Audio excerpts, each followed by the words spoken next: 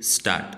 Contradicting the arguments raised by learned senior counsel appearing for the petitioners Shri Santosh Kumar Mishra, learned counsel for the respondents Food Corporation of India, submits that the petitioners were never employees of the FCI. They were engaged through a contractor, but when that system was abolished, large number of persons got unemployed and therefore various unions approached the establishment with regard to their re-engagement as there was still work available with the corporation. Various unions presented various lists of workers, but it was decided that only such workers who were earlier engaged on contract basis their claims could be considered, and therefore an endeavor was made to identify such workers who were earlier working with the corporation at Kosikala district Mathura who were engaged by a contractor to be brought under direct payment system.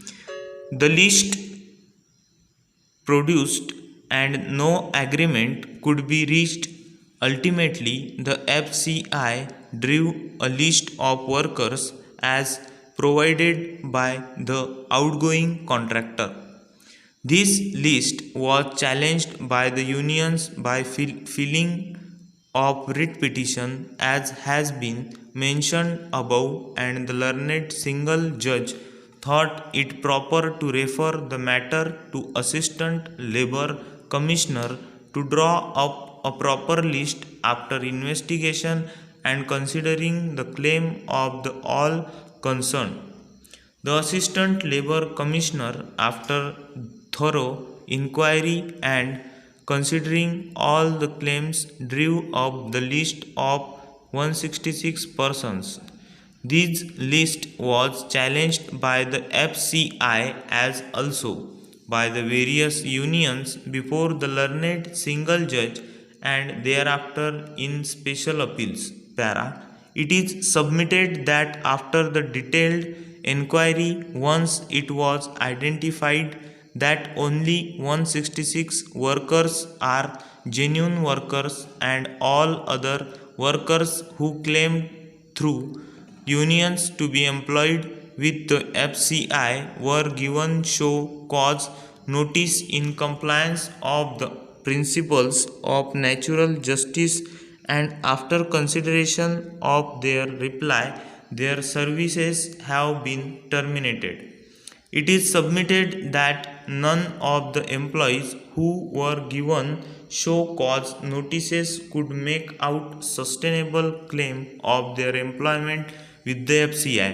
On the contrary, only thing that was asserted was that FCI cannot highlight its own wrong. No positive material was produced that they were genuine and proper employee who were earlier engaged by the contractor and worked for the FCI. It is submitted that through the litigation at various stages since 1998, no individual workers had ever approached the FCI or the courts.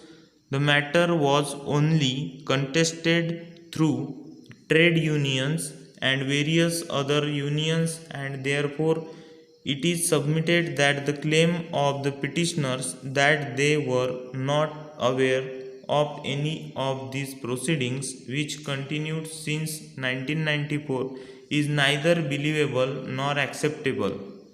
Their cause were being espoused of by various unions.